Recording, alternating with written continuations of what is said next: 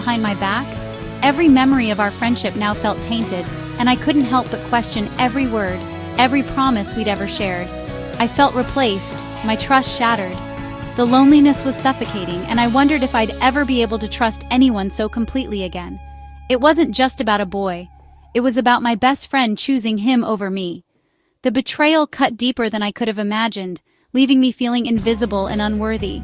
She hadn't just stolen my crush, she'd stolen my trust and our memories. Every photo, every inside joke now felt like a reminder of what I'd lost. This felt like the ultimate betrayal, a wound that would take a long time to heal. I was left alone, questioning everything I thought I knew about love, friendship, and myself.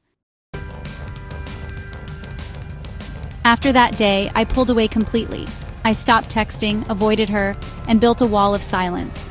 My days became a lonely routine: class, library, dorm. Friends asked if we were fighting, but I couldn't explain the hurt. I mourned our friendship like a death, cycling through anger, sadness, and resignation. I poured myself into my studies, telling myself I didn't need her. But at night, the loneliness crept in. I missed her, our jokes, her advice, her presence.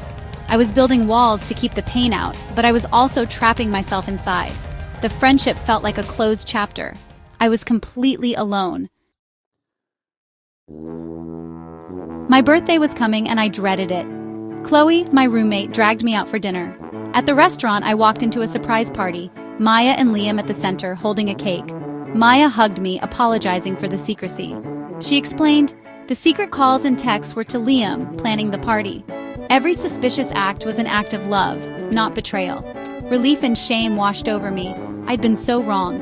Maya hadn't stolen my crush. She'd been conspiring with him to make my birthday special. Liam smiled, saying Maya wanted the best for me. In that moment, the walls around my heart crumbled. All I felt was gratitude. The night was a blur of laughter, cake, and apologies. It was one of those evenings where the air felt lighter, and the weight of misunderstandings slowly began to lift. The room was filled with the sound of old friends reconnecting, and for the first time in a while, I felt hope flicker inside me. I apologized to Maya for doubting her. She apologized for making me feel excluded. It wasn't easy to admit our mistakes, but we both knew it was necessary. Our words were honest, sometimes awkward, but they came from the heart. We both realized how much we valued our friendship and how close we'd come to losing it over a misunderstanding. We talked for hours, clearing the air and rebuilding our friendship piece by piece. We shared our feelings, our fears, and the things we'd kept bottled up. It was a conversation we should have had long ago, but sometimes it takes a little drama to bring the truth to the surface. Later, as I sat by the window, I realized I'd let my fears create a false story of betrayal. I saw how easy it was to let insecurity twist reality, and how important it is to pause and question our assumptions before they take root. Trust means giving the benefit of the doubt, even when things are confusing.